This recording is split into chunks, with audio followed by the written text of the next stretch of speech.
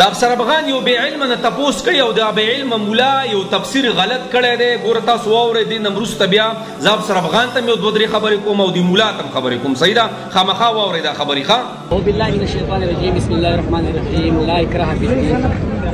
که موږ تاسو خبر شو قرآن مطالعه وکړو، قرآن وایي چې په دین کې سختي نشته. او ما وختي یو حدیث هم وایو، زموږ خو پیغمبر فرمایي چې کله د ما د یو حدیث نه فساد جوړېږي، فساد جګړه جوړېږي، عمل پې مه کوئ. یا فساد چې کوم دی دا ذات دی د امن، د امن ته راشه.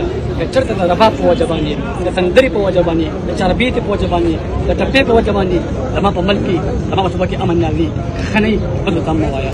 د ټول نه مخکې جناب د موسی په مرګ باندې موږ ډېر خفه یو. صحیح ده؟ او هغه چې د کالج نه ایستې په هغې باندې ډېر خفه یو. هغه چې کوم اسپتال ته بیا ورغلی دی او بیډ ورته نه میلاو شوی، په دې هم ډېر سخت خفه یو. د موسی په غم باندې زموږ سینې درد کوي، درد. خو د موسی د مرګ نه چې خلکو کیلونه سازه کړي او بل سر د ول روح ورکوي او پلانې رباب او خوا دې خوا. اشرف افغان ته خو ډېر د عقیدې والا سړی په ډېرو غټو غټو مجلسونو کې کښېني چې داسې د بې علمه مولان تپوس کې هسې پټکې په سر کړی دی. او حدیثو کې راځي چې قیامت ته به نږدې د بې علمو خلکو نه خلک تپوسونه کوي. ښه د ټولو نه مخکې مولا تا چې دا لا اکراه فی الدین دا تفسیر تا 100% غلط ویلې د ظالم بچیا. تا په ګانو بجانو باندې دا آیت پټ کوی د الله بنده.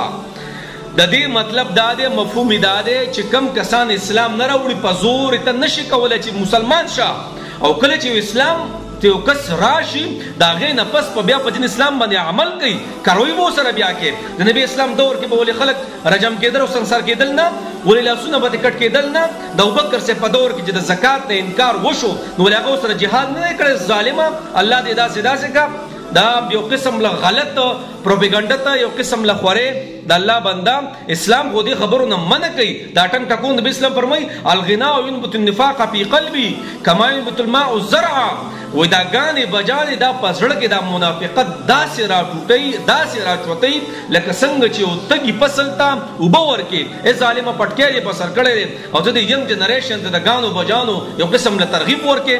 او دیمه دا خبره نن سبا دور کې د ربابو د ټنګ ټکولو د دوکمو څومره پڅه ده خورېږي. یار د یار د لاسه نن مړ کېږي خو نه مړ کېږي. اجرې خو زما ستا تباه و برباد یو قسم لا.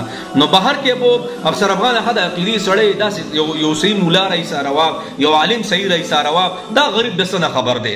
دا تفسیر تب ته وایي کېږي دا تفسیر ته ماته ثابت کا. او دویمه دا خبره ته چې دا کم دغه وي حدیث وي چې نبي علیه السلام فرمایي په کم دور کې چې زما د سنتو ادا کولو نه فساد خورېږي هغه به نه کوي. دا ته ماته لږ ثابت که زه به ته ومنم که زه بله ویډیو که ته ما ثابت که مولانا وایي دا خبره اتره د الله بنده په دې حدیثو په دې سنتو باندې خوب سرونه د یو بل نه ختم شوي دي. اسلام خو په دې باندې زور کوي. ته صحابو دور وګوره، تابعیو ته به تابعیو دور وګوره، د عمر ته هم دور ته وګوره چې نبي اسلام په سنتو به عمل نه کو څه به ورسره کول. د الله بنده دا غلطي خبرې کې د الله بنده اسلام مه چېړه.